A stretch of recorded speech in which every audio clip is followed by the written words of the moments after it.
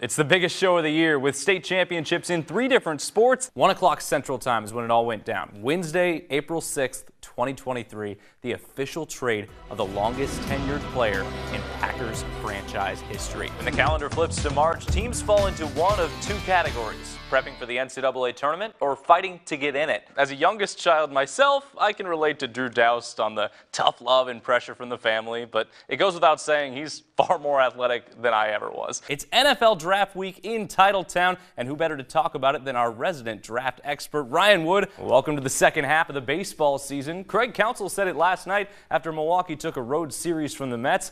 The Brewers are right where they want to be. The draft is really deep, especially tight end. This is one of the deepest tight end drafts we have had in maybe a decade or more. Yeah, I think they take Luke Musgrave, the tight end from Oregon State. And I think if Brian Branch is available there at safety, it'd be tough for the Packers not to pick the top safety in the draft. Those various interests are just part of what led the Packers quarterback to an isolated darkness retreat last week in Southern Oregon. The catch, strangely enough, a quest for Rodgers to find his identity outside of football may have just led him back to the field. Well, Burkett will be cold, but the reception for a former head coach, Mike McCarthy, will be warm. And certainly warmer than many people here thought it would be, maybe going back to 2018 and that less than amicable departure. If you're like me, you've probably been on a fair share of video calls in the past 2 years. Sometimes they're great, but other times connection issues, miscommunication, even background mishaps can turn the whole thing into a disaster.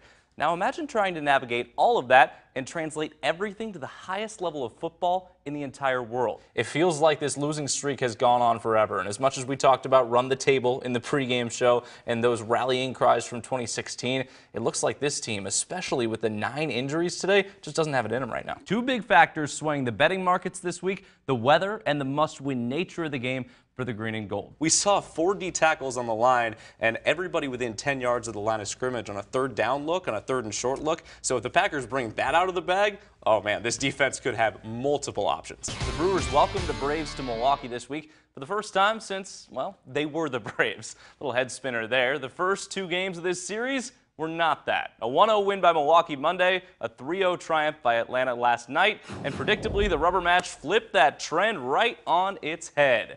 Buckle in for an absolute doozy for the series finale at AmFam. The crew dug themselves in a hole early on, trailing 4-0 in the first, but they made it a 1-run game going into the 9th. Full count, 2 outs, tying run on second. Colton Wong laces one to the corner. Jace Peterson comes in to score. A game-tying triple for Wong. We're headed to extras. Braves with the go-ahead run in scoring position. A ground ball that looks like a double play, but a bad throw caused Keston here to come off the bag. He can't hang on to it. Ronald Acuna Jr. scores. Atlanta takes a 5-4 lead. Bottom half of the 10th, Hunter Renfroe has the tying run 90 feet away.